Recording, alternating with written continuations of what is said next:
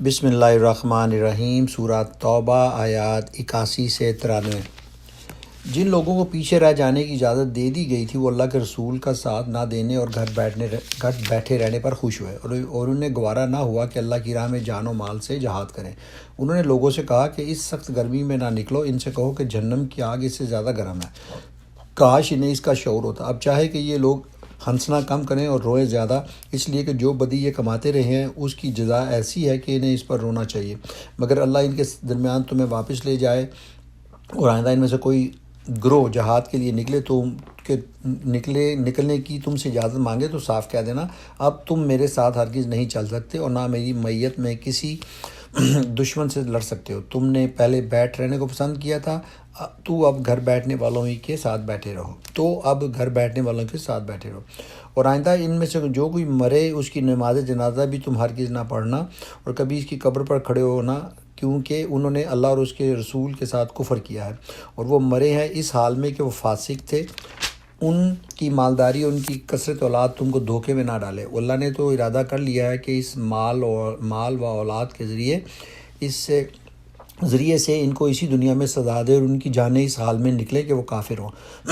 جب کبھی کوئی صورت اس مضمون کی نازل ہوئی کہ اللہ کو مانو اور اس کے رسول کے ساتھ مل کر جہاد کرو، تو تم نے دیکھا کہ جو لوگ ان میں سے صاحب مقدرت تھے وہی تم سے درخواست کرنے لگے کہ انہیں جہاد کی شرکت سے معاف رکھا جائے۔ انہوں نے کہا ہمیں چھوڑ دیجیے کہ ہم بیٹھنے والوں کے ساتھ رہیں۔ ان لوگوں نے گھر بیٹھنے والیوں میں شامل ہونا پسند کیا اور ان کے دلوں پر ٹھپا لگا دیا گیا، اس لیے ان کی سمجھ اب کچھ نہیں آتا، بخلاف اس کے رسول نے اور ان لوگوں نے جو رسول کے ساتھ ایمان لائے تھے اپنی جان و مال سے جہاد کیا، اور اب ساری بھلائیاں انہی کے لیے ہیں اور وہی فلاح پانے والے ہیں۔ اللہ نے ان کے لیے ایسے باغ تیار کر رکھے ہیں جن کے نیچے نہریں بہہ رہی ہیں اور ان میں وہ ہمیشہ رہیں گے۔ یہ ہے عظیم الشان کامیابی۔ بدوی عربوں میں سے بھی بہت سے لوگ آئے جنہوں نے عذر کیے تاکہ انہیں بھی پیچھے رہ جانے کی اجازت دی جائے۔ اس طرح بیٹھ رہے وہ لوگ جنہوں نے اللہ اور اس کے رسول سے ایمان کا جھوٹا عہد کیا تھا۔